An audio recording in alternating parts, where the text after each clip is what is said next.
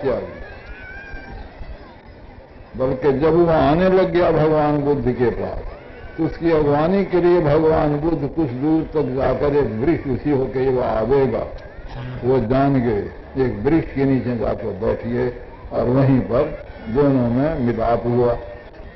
तो खैर उन लोग का इतिहास अलग है, बड़े बड़े योगी लोग हुए हैं। यही बात है, बहुत कठोर काम करने वाले बहुत कम हैं। अगर कोई करते हैं तो कौन मना करता है, करो। नहीं, सहज सहज सरल सरल में करोगे तो संतों को बताया हुआ करो। कहते हैं कि योग सबसे होने योग्य नहीं है।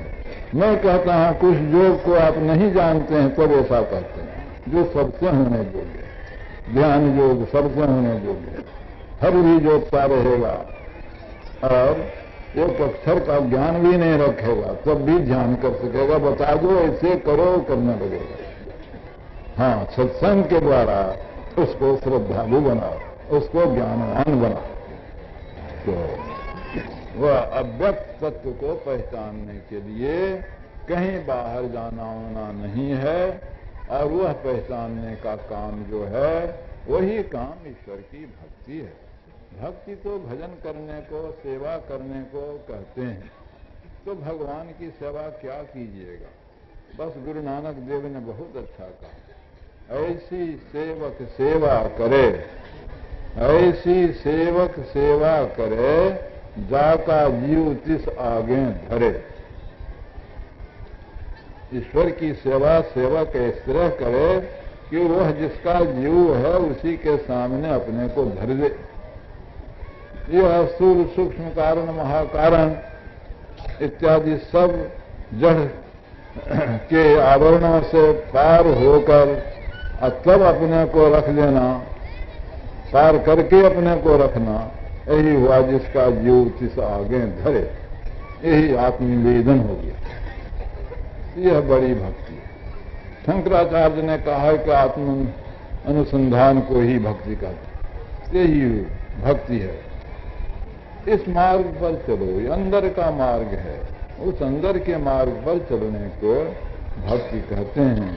यह मार्ग सबके लिए एक ही मार्ग है, और सिवाय इस मार्ग के किसी मार्ग से असल ईश्वर स्वरूप को प्राप्त कोई नहीं कर सकता, न आज तक किया है। मुझको ख्याल बड़ा मजबूत हो गया, विचार बड़ा मजबूत हो गया। इस पर जितना जो कोई हमसे बातचीत करना चाहे उतना हम बातचीत कर सकते हैं, और फिर हम सिद्ध कर दें कि यही रास्ता, कोई रास्ता नहीं। हम इतने दृढ़ हैं इस बात में। और सब रामोपासक कृष्ण सब ठीक। ये उपासना के द्वारा मन में पवित्रता आवेगी, मन का कुछ संभाल होगा, और उस योग्यता को पाकर तब आप इसमें चल सकेंगे, बिना इसमें चले नहीं हो। अरे मार्ग कहते हैं रास्ता को, मार्ग कहते हैं रास्ता को, रास्ता कहते हैं लकीर को। समझिए विद्वान लोग, क्या है लकीर? है मोटी लकीर है रास्ता, जिस पर जिसका एक छोर एक स्थान पर है, दूसरा छोर दूसरा स्थान पर है, और उस लकीर पर चलते चलते यात्रा करे कोई तो रास्ता में चलता है, और फिर जहां पर पहुंचने का है तहां पर पहुंच जाए उस लकीर से, उस रास्ते से। यहां क्या है? एक तो आप अपने शरीर में है ही हैं, ईश्वर सब व्यापक होने के कारण आपके शरीर में है ही है। आप अगर चलेंगे ईश्वर की ओर तो आपको शरीर से बाहर जाने की जरूरत क्या है? जो वस्तु आपके घर में है उस वस्तु को आप अपने घर में सहज में पा सकते हैं।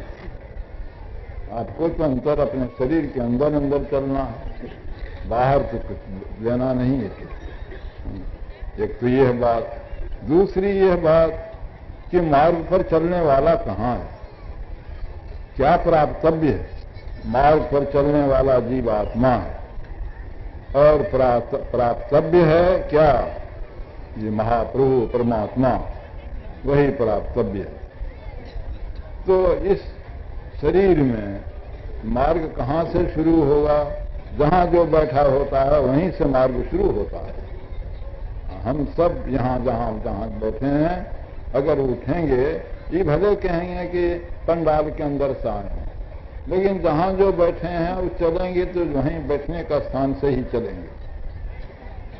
कोई आगे बैठे हैं, कोई पीछे बैठे हैं, तो वहीं स्थान, लेकिन पंडाल एक पंडाल है, पंडाल के अंदर से आते हैं, ये कहना पड़ेगा। और जहां बैठे हैं वहीं से रास्ता शुरू है। इस शरीर के अंदर ये जीव आत्मा का कहां बैठक है?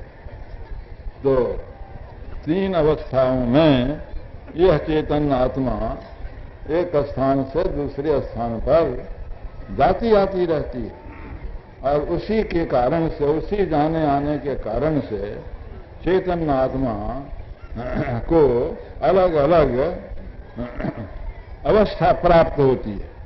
अलग अलग अवस्था प्राप्त होने के कारण अलग अलग ज्ञान होता है।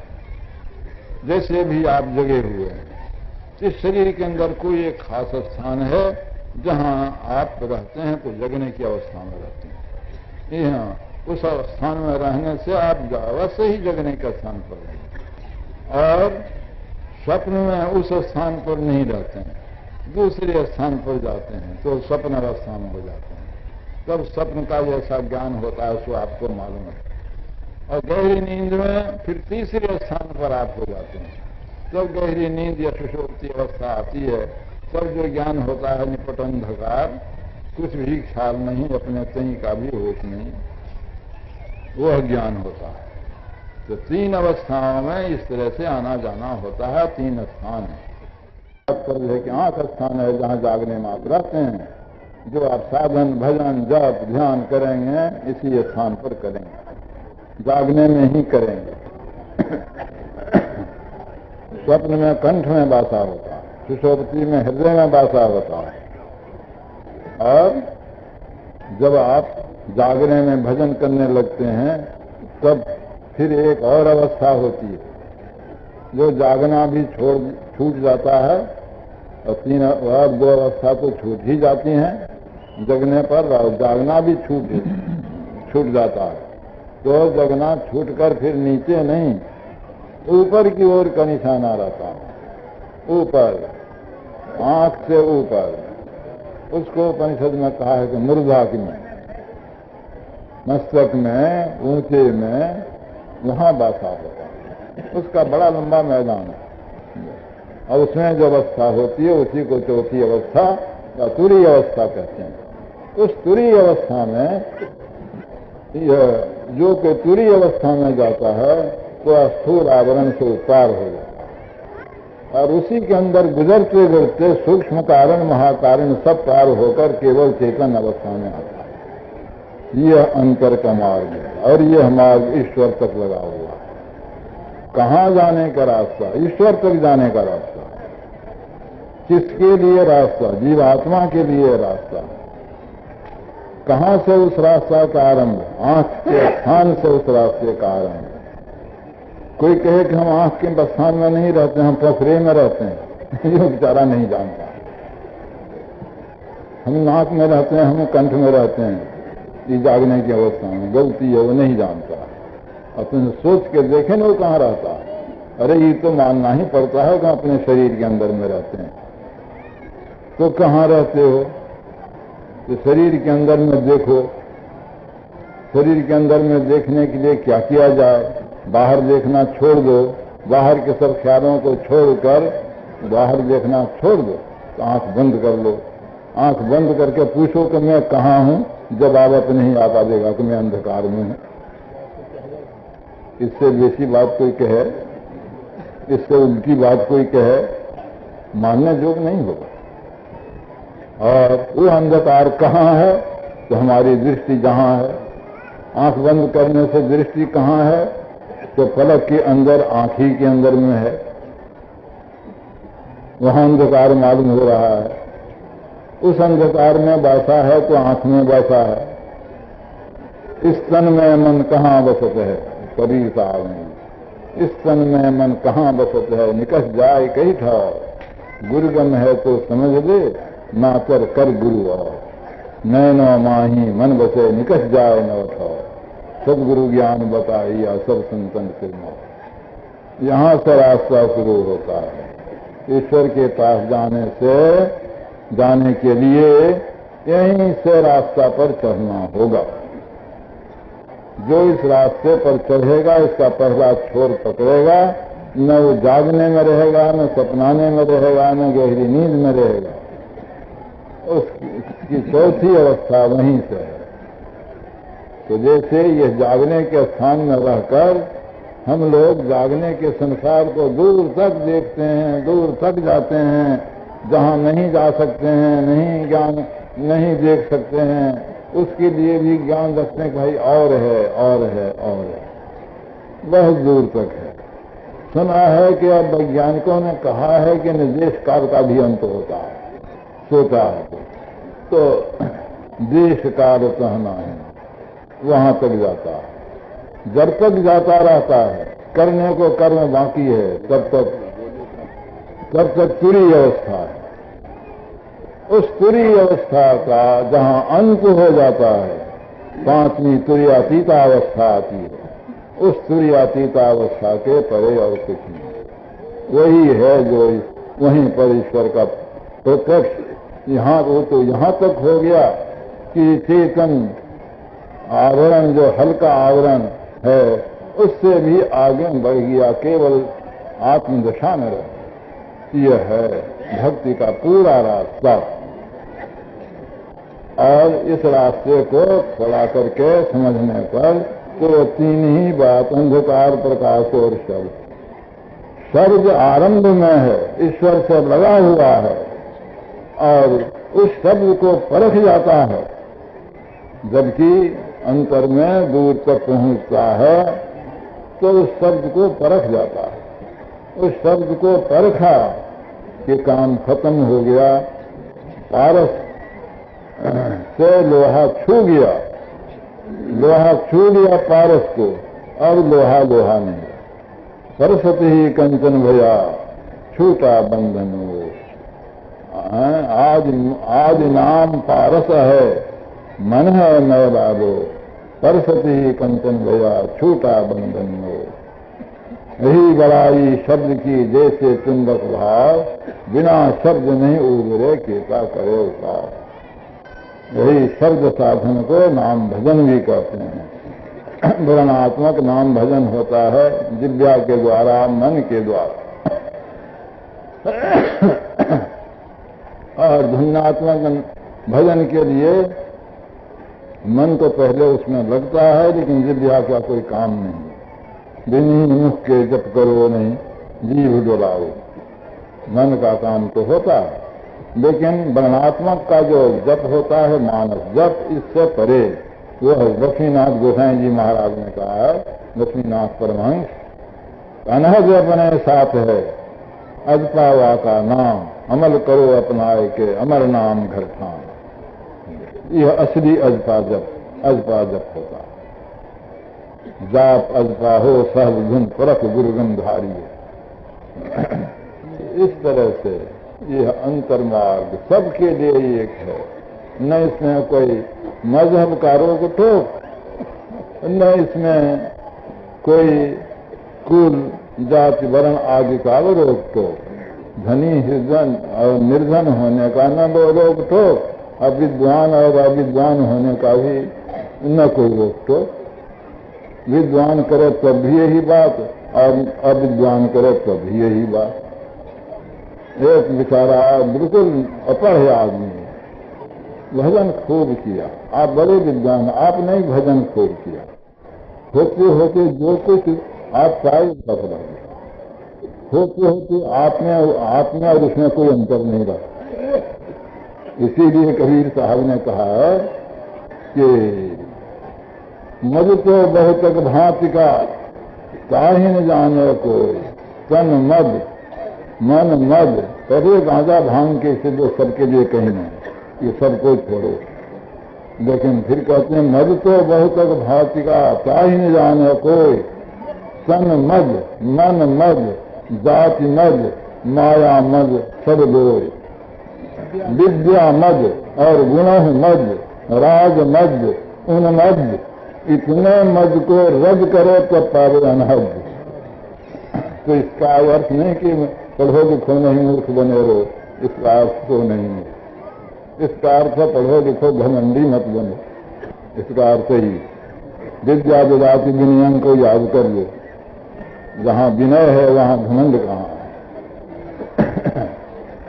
तो भक्ति के बारे में जो मैं भक्ति का बारे कहता हूं और समझ गया हूं वो यही है कि जिस रास्ते का भी वर्णन हुआ है उस रास्ते पर चले। आधार आपके अंदर की ज्योति है और आपके अंदर में शब्द है, वही आधार है।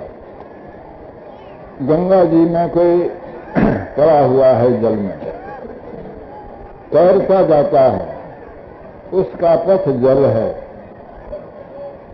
और जल ही जल चलता हुआ जल को पार करके सूखी जमीन पर चला जाता है।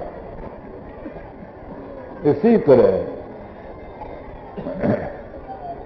जहां तक कि कोई ज्योति में जाने चाहता है तो ज्योति ही ज्योति में जाता है, ज्योति ही पथ है, ज्योति ही अवलंब। शब्द अभ्यास में जाने चाहता है, अब शब्द ही अभ्यास करके वो जाएगा, तो शब्द ही उसके लिए रास्ता है और शब्द ही उसके लिए आधार है।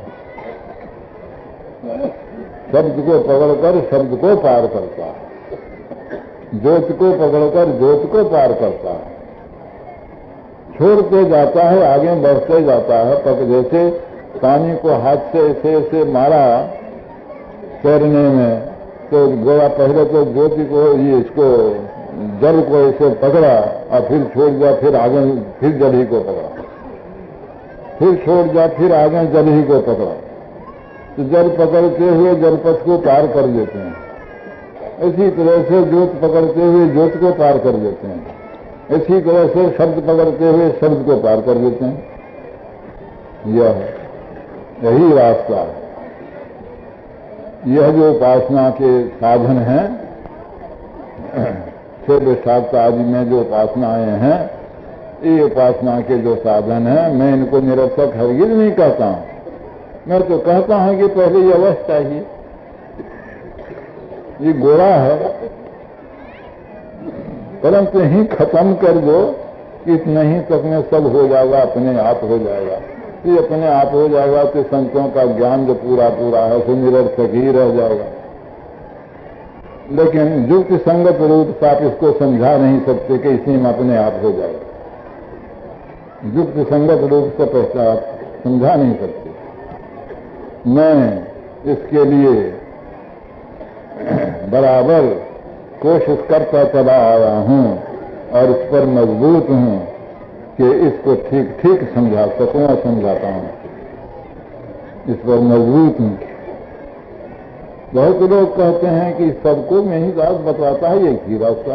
भाई दूसरा रास्ता है तो बता दो, किधर जाओगे, कौन जाएगा, आपका पैर जाएगा, देह जाएगा, कौन जाएगा, कहां से चलोगे? इस सब बातों को जानो तो रास्ता की कैफियत बूझो और रास्ता का निर्णय जानो। ये रास्ता तो चाहिए कि इतना पवित्र कर्म करने के लिए, इस पवित्र कर्म में आपको बाहरी चीज कुछ नहीं देना, बाहरी चीज कुछ नहीं लेनी है, कुछ नहीं लेते हैं बाहर से। जब तक स्थूल काम में रहते हैं तो प्राणायाम किया, तब भी बाहर का वायु दिया, ये बाहरी चीज कुछ नहीं देते। अगर ध्यान किया मोटे रूप का तो बाहर का रूप रंग लिया, लेकिन कोई मंत्र जपा तब भी बाहर का कोई शब्द लिया, वो आप जपते हैं। लेकिन इसमें जबकि आप वो सब करके आगे बढ़ते हैं तो ये सब आपको कुछ नहीं देना। और नहीं आगे बढ़ते हैं तो आप असली तत्व को नहीं पाते हैं। और आगे बढ़ने के लिए चलते हैं तो मोटे मोटे कामों को आपको पहले करना पड़ेगा, अवश्य करना पड़ेगा। संतों के वाणी में है और फलाने ने तो नहीं किया, सूक्ष्म से ही शुरू कर दिया। अरे अनेक जन्म से करता हुआ आता था तो उसको बड़ा संस्कार था, उस संस्कार से पकड़ लिया। जरा गुरु का इशारा पाया, संस्कार जिसका उत्तम था पकड़ लिया। पहले से बहुत कब का आता था, सब इसी तरह नहीं हो सकती। इसलिए जैसे एक शरीर को जिंदा रखने के लिए पैर की बड़ी आवश्यकता है और सिर की भी बड़ी आवश्यकता है। न सिर काट डालो न पैर काट डालो तो तुम्हारा शरीर जिएगा। न सिर काट डालो न पैर काट डालो, दोनों को रखो, दोनों काम की चीजें। यह जो मोटी उपासनाएं हैं ये कोई रास्ता नहीं है। रास्ता पर चलने के लिए ये सहारे हैं, पहला सहारा। लेकिन सहारा को ही कह दो कि पूर्ण हो गया तो बड़ी गलती है। इसीलिए लोग, एक महात्मा कहते थे मेरे जी, वो कहता तो सब है, मानता कुछ नहीं। हम तो खूब आश्चर्य कहते हैं, कहता सब है मानता कुछ नहीं है। कहता है काहे को? ये तो कहता ही नहीं कि ये नहीं करो, ये नहीं करो, ये नहीं करो। वो जब होता है कि स्थूल साधन से सूक्ष्म में चलने, तो ये बहुत पवित्र काम है, बहुत पवित्र काम है। जिसकी हृदय में शुद्धता नहीं है वह इस काम में अग्रसर हो, इस काम को चलना, इस काम को लेके चलना पसंद करें। पसंद तो कर भी सकता है लेकिन कर नहीं सकेगा। हृदय की शुद्धि चाहिए। हृदय की शुद्धि के वास्ते झूठ नहीं बोलो, चोरी नहीं करो, व्यभिचार नहीं करो, नशाओं को नहीं लो, हिंसाओं को नहीं करो। हिंसाओं को छोड़ देने के वास्ते यहाँ तक कि मत्स्य मांस का भोजन भी छोड़ दो। मनुस्मृति में पढ़ो, वहाँ लिखा हुआ है कि मारने का जो सलाह दे कि मारो या आज्ञा दे कि मारो, अनुमंता, मारने को जो कहे एक, जो मारे दो, जो टुकड़ा टुकड़ा करे तीन, जो बेचे चार, जो खरीदे पांच, और जो पकावे उसको छह, जो उसको परोसे सात, और जो उसको भोजन करे आठ। 8 घातक मनु जी ने बताया, ये 8 घातक है। तो 8 से बचो, नहीं खाओ 8 से बचो, नहीं खाओ 8 से बचो। यह जान करके कि इनके सत्संग में ही मना होता है तो इसमें भी लोग कितने डर से भागते हैं। कितने तो बाप रे बाप, झूठ बोलना मना है, बाप को नहीं लगवाते हैं। कहते कितने कहते हमारा रोजगार ही पार हो जाएगा। अरे रोजगार क्या पार होगा? रोजगार तो किसी रोजगार में रहते करोगे, परंतु तुम्हारा संसार का चक्र पार हो जाएगा, संसार का दुख से तुम छूट जाओगे। इस तरह से पवित्रता से जीवन बिताना चाहिए। और यह बात है कि धन कमाना सबके लिए आवश्यक है, कोई कहे नहीं से मानने योग्य नहीं। धन कमाओ, लेकिन शुद्धता पूर्वक धन कमाओ। कितना धन कमाओगे इसका अंदाज किसी को नहीं। जितना हो फिर हो जाए और कमाया जाए और कमाया जाए, तो कमाते ही रह जाओगे। बहुत कमाओ, बहुत कमाओ, बहुत का कहीं अंदाज नहीं। घर भर जाए धन से, लेकिन धन का और चाहिए और चाहिए। ये जो तृष्णा और लालच है, इसको कम कर देना। जो थोड़े में संतोष कर सकता है वह साधन कर सकता है। जो थोड़े में संतोष नहीं करता है, जिसकी तृष्णा बढ़ती जाती है, जिसको लोभ लालच ऊंच नीच स्थानों में डुबाता रहता है, उससे ये काम होना अवश्य ही बड़ा खराब है।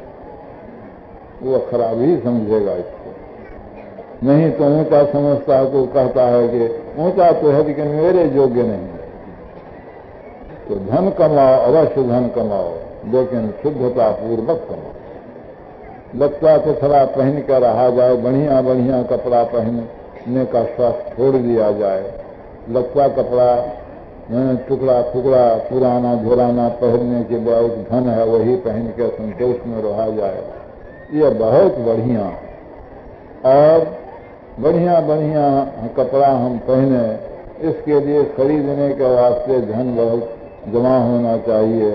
शुद्धि अशुद्धि का ख्याल छोड़ के धन जमा कर रहे हैं। देह को ढांका बढ़िया कपड़ा से, मन को गलीज में डाल दिए, खराब कर दिया। यहाँ क्या दृश्य है, एक यहाँ सीख लेना चाहिए।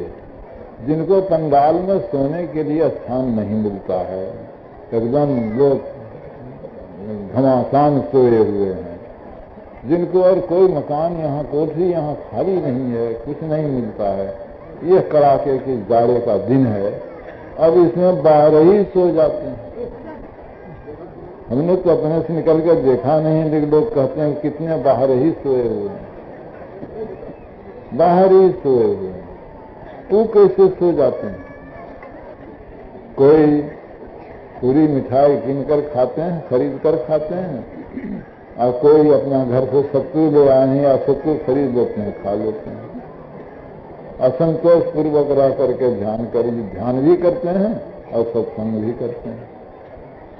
तो पूरी मिठाई खाओ न मना कौन करता है, लेकिन शुद्ध आजीविका चाहिए। पूरी मिठाई खाने के लिए अपने मन को पाप में मत डुबाओ, चोरी बेईमानी ठगई इस सब की बात से हट के रहो। तो यह है, तो धन का कमाना अच्छा है, परंतु धन को बुरी तरह कमाना यह ठीक नहीं है, यह आपको पीछे हानि में पहुंचा देगा। और जीवन काल में ही कहीं बड़ा भारी धक्का दे देता है। बहुतों को बड़े बड़े को धक्का लगा, नाम क्या कहना है, बड़े बड़े को धक्का लगा, किसी तरह अपने ऐब को बचाते हैं, लेकिन उनका मन शर्मिंदा रहता है। अकिल के पेट से अपने को बचाते हैं, परंतु उनका मन शर्मिंदा रहता है। लेकिन जो मामूली ही पैसे में गुजर कर देते हैं, उनका मन तो नहीं शर्मिंदा रहता है। इसलिए धन कमाने में जो यह बुरे तरीके हैं, बुरे तरीके से धन मत कमाइए। लेकिन ये बुरे तरीके को छुड़ावेगा कौन? केवल यही ख्याल रहे कि धन कमाओ धन कमाओ धन कमाओ, यही ख्याल रहेगा तो बुरे तरीके को छुड़ा देगा। यही बहुत है, इसीलिए बुरे तरीके से लोग धन कमाते हैं। और हम लोग को विश्वास है, आप भी समझ सोच के देखिए, ईश्वर भक्ति के पक्ष में आ जाइए, आपके मन में ये पक्ष मजबूत हो जाए तो बुरा तरीका कौन छोड़ा दे? बुरा तरीका ईश्वर की भक्ति आपको छोड़ा। झूठ चोरी व्यभिचार नशा हिंसा इस सबसे आप बचने लगिए, क्योंकि भाई भक्ति में बाधक हैं ये, इनसे आप बचिएगा। और इनसे बच बच कर धन कमाइएगा तो, और ज्ञान रखिएगा तो संतोष परम लाभ है। संतोष आपको रहे बन के, और लोभ लालच से अपने मन को आप हटा कर रखें। आपके अंदर भी एक सुख पहले नहीं जैसा लगे, लेकिन पीछे आपको एक सुख उत्पन्न होगा, जीते जी सुख उत्पन्न होगा। दुष्ट कर्मों से बचना ईश्वर भक्ति के सहारे से हो सकता है। किसी के डंडे से नहीं हो सकता। डंडा बजरता रहता है, दुष्ट कर्म होते ही रहते हैं और बढ़ते ही जाते हैं। इसका तो आजकल क्या कहते हैं, शिव जी का जो है तांडव नृत्य है, दुष्ट कर्मों का आजकल तांडव नृत्य हो रहा है आपके देश में। इससे खाली डंडे के मार से दुष्ट कर्म भागने वाला नहीं। ईश्वर की भक्ति के पक्ष में आओ तो किसी का डंडा भी नहीं, डंडा मारने वाला भी आदर करने लग जाए। ईश्वर भक्ति के पक्ष में आ जाइए, आप भक्ति का मुलायम डंडा लगेगा और आप दुष्ट कर्मों से बचते हुए चले जाएंगे। और जब दुष्ट कर्मों से 1, 2, 3 अनेक इस तरह से बचेंगे तो आपके देश में शांति छा जाएगी। और मेरा कहने का मतलब यह है कि तब आप कहेंगे कि हमको स्वराज तो पहले ही से है, अब दुष्ट कर्म सब बहुत दूर हो गए हैं, तो अब स्वराज में सुराज भी हो गया। और दुष्ट कर्म रहने से सुराज तो नहीं होता। न तो हम इसमें सरकारी कोई निंदा करते हैं, न हम इसमें यह कहते हैं कि भक्ति भाव हमारे देश के सरकार को नापसंद है। अध्यात्म पथ में लोग आओ। अब राजनीतिक लोग भी कहने लगे हैं, जो यहाँ के बड़े सबसे बड़े सरदार थे, जिनके बहुत प्रयास से उनके साथी सब उनके साथ हुए और यह स्वराज्य आपको मिला है, वो महात्मा गांधी, वो महात्मा गांधी भक्त लोग कितने सच्चे थे। उनके जीवन में पढ़ा कि वो जब अफ्रीका में वकालत करते थे तो एक आदमी झूठा मुकदमा उनको दे दिया। लोग जानते थे कि झूठा मुकदमा नहीं लेते हैं, वो झूठा मुकदमा इस तरह से बात बना के उनसे कहा और इस तरह गवाही उवाही दिलवा दी तो उनको सत्य प्रतीत होने लग गया। तो मुकदमा साफ करके जिस दिन राय सुनाने की बात थी, संजोग ऐसा कि किसी ने कह दिया कि महाराज आप क्या वकालत करते हैं, आपके लिए तो है कि आप झूठा, जो सब झूठा मुकदमा है, ऐसे झूठा है, ऐसे झूठा है, शिकायत कर दी उसकी। उन्होंने और लोगों से पूछा तो मालूम है कि ठीक कह रहा। यहाँ हाकिम अब जीत के लिए राय सुनाने वाला है, जाके उन्होंने कह दिया कि मैंने जितना बहस किया है बिल्कुल झूठा। जीत कर मुकदमा हार गया। और हमारे ये गार्जियन थे, जब मैं पढ़ता था तो ये गार्जियन थे, बूढ़े झंखा, वो थे पुराने जमाने के नक्शा, दरभंगा जिला उनका घर था। तो जिसका मिसाल कुछ नहीं है, बिना मिसाल का है, अनुपम है और सबसे बड़ा है, ऊंचा है, उसके पास जाने के लिए वो सुनोगे तो खाली सुन करके ही आनंदित बनोगे सो नहीं, आनंदित बनते जाओगे, उसके पास जाते जाते पहुंच जाओ। हमेशा कीर्तन होता है। इसलिए ईश्वर की भक्ति कीजिए और इस तरह समझिए। यहीं तक ये सब कह कर खत्म किया आज का सत्संग।